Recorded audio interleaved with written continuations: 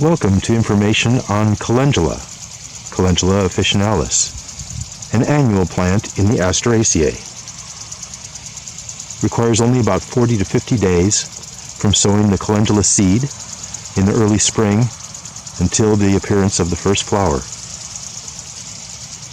I went out to photograph these plants this morning and found that in the pre-dawn light they were insufficiently awakened to the sun and looked a bit droopy, so came back again in the afternoon, which is now. The plant is known as the pot marigold. This is our cultivar. This is known as orange calendula. We try to maintain the plant in a single orange color, and the flowers are generally double. This is a cultivar we've been growing on this farm for about a decade, and we've worked out most of the kinks.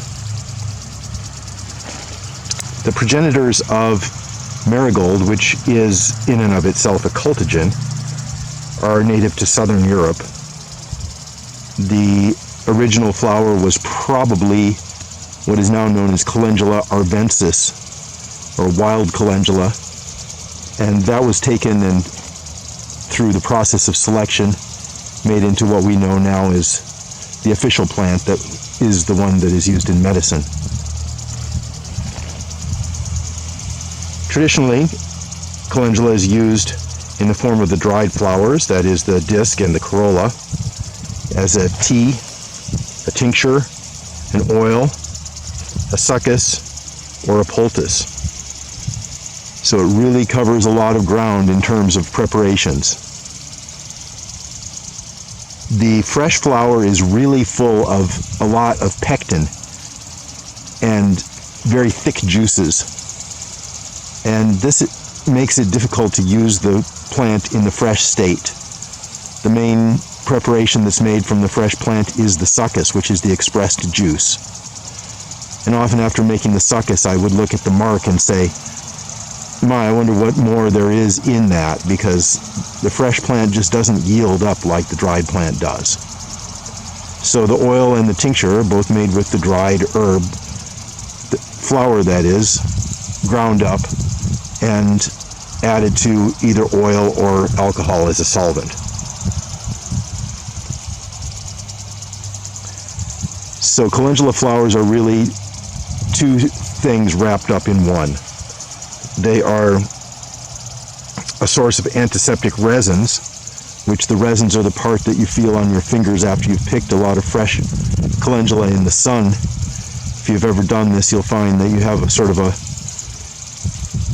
resinous exudate clinging to your fingers, and that's the resin aspect of it. And the resins are antiseptic. Then it's got this bright color, usually orange as in this case, or sometimes yellow, and that is indicative of the flavonoid content and is part of the reason why the plant inhibits inflammation when it's applied to the human skin.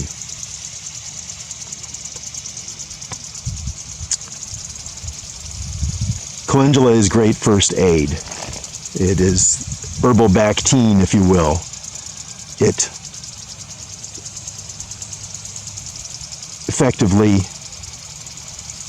acts as an antimicrobial for the body when it's spread on the surface. Internally, it works very well as a tea of the dried flowers or as a dilute tincture, as a gargle against any kind of scratchiness of throat, tendency towards inflammation or infection in the throat mucosa. It is classically combined with arnica and St. John's wort, it being the calendula aspect. So that's the tripartite formula that is probably the most effective antiseptic, anti-inflammatory, and healing embrocation that has been invented. That formula goes way back. So if you've ever grown calendula, you find that these flowers give way to the kind of prickly seed heads that have lots and lots of little irregular seeds that look a little bit like alligators, that surround a disc that contains more seeds that are smaller and darker colored. Also, if examined even microscopically or with a hand lens, they do look like an immature ladybug or possibly a small alligator. Then, with the action of the fall winds and the arrival of rains and then freezing and thawing, the seed head normally falls apart in the field unless it's picked. And then it drops its seed to the ground, and the seed overwinters and then germinates in the spring. So you see a cold conditioning period for the seed is a very effective way to work with the plant. It can be sown in the fall, or it can be given an early spring planting whereupon it receives enough cold conditioning to germinate effectively. But just planting calendula seed directly in a hot bed in the garden in June or July is often kind of a slow affair, and the plants don't do very well.